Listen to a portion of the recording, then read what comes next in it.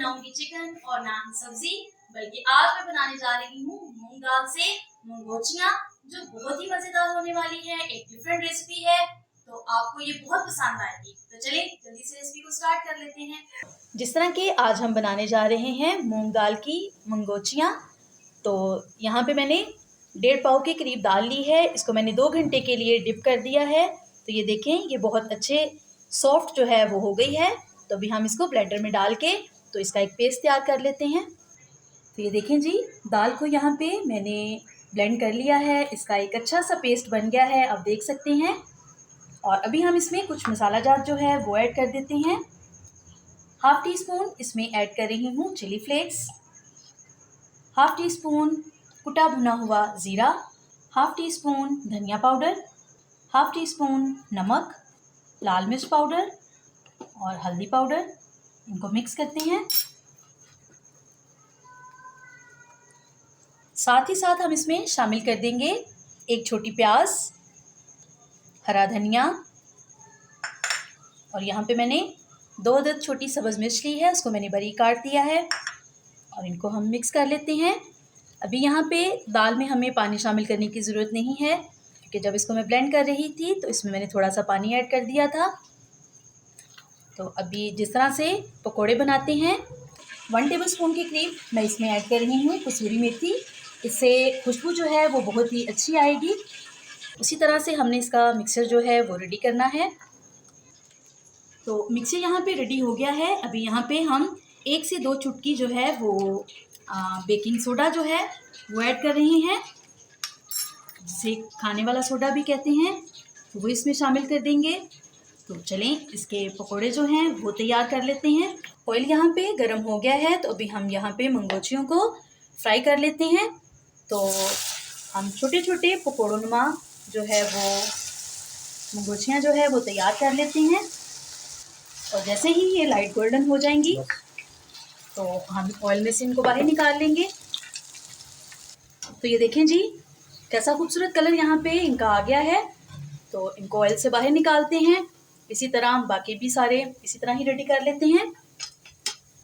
यहाँ पे मैंने 1.5 प्याले के करीब दही लिया है, तो इसमें हम कुछ मसाले जो हैं वो मिक्स कर लेते हैं। 1/2 टीस्पून गरम मसाला, चिली फ्लेक्स, ज़ीरा पाउडर, धनिया पाउडर, काली मिर्च, नमक, लाल मिर्च पाउडर और हल्दी पाउडर। इसको मिक्स कर लेते हैं।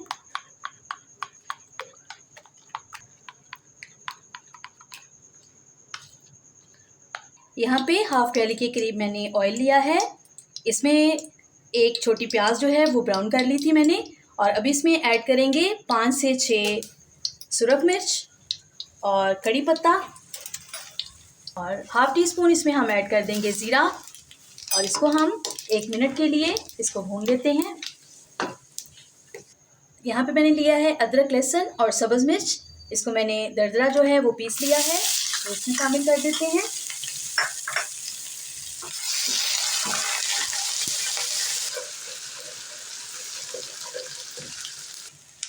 इसमें शामिल करेंगे टमाटर का पेस्ट। ये मैंने 3 बड़े टमाटर लिए थे, उसका मैंने पेस्ट तैयार कर लिया है। इससे हमारा मसाला जो है वो बहुत अच्छा बनेगा। इसको भी हम 1 से 2 मिनट के लिए इसको पकाते हैं। और साथ ही इसमें ऐड कर देंगे फ्राई की हुई प्याज।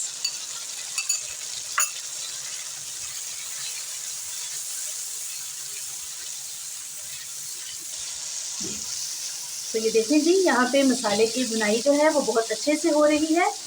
तो इसको 2 से 3 मिनट के लिए हमने भून लिया है। और अभी यहाँ पे जो दही में हमने मसाले ऐड किए हैं वो हम इसमें शामिल कर देते हैं।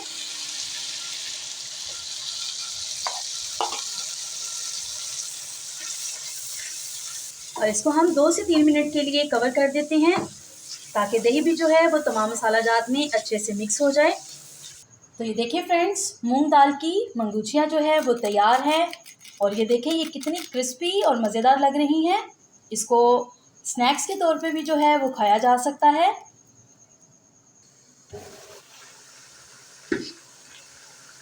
तो ये देखें जी, 3 मिनट के बाद मसाले को आप देख सकते हैं बहुत अच्छे से जो है ये तैयार हो गया है। तो अभी जो मंगूचियाँ हैं वो हम इसमें जो है वो ऐड कर देते हैं।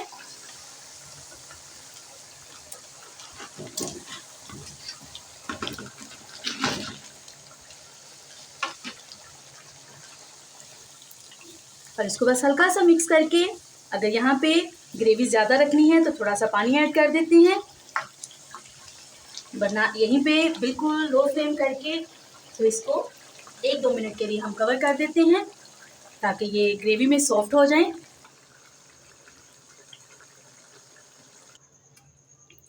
तो ये देखें जी, हमारी मज़ेदार मंगूचियाँ जो हैं वो तैयार हैं। अभी हम इसमें ऐड करेंगे सब्ज़ मिर्च और थोड़ा सा धनिया। तो चलिए जी, इसको डिश आउट करते हैं। दाल मूंग से मज़ेदार मंगूचियाँ जो है वो तैयार हो चुकी हैं। तो ये देखें, आप चिकन और गोश्त को भूल जाएं, ये बनाएं तो सब आपकी तारीफ़ करते रुकेंगे नहीं। तो जी फ्रेंड्स, अगर आज की मेरी ये मज़ेदार रेसिपी आपको अच्छी लगी है, मूंग दाल की मंगूचियाँ, तो मुझे कमेंट्स में ज़रूर बताएं।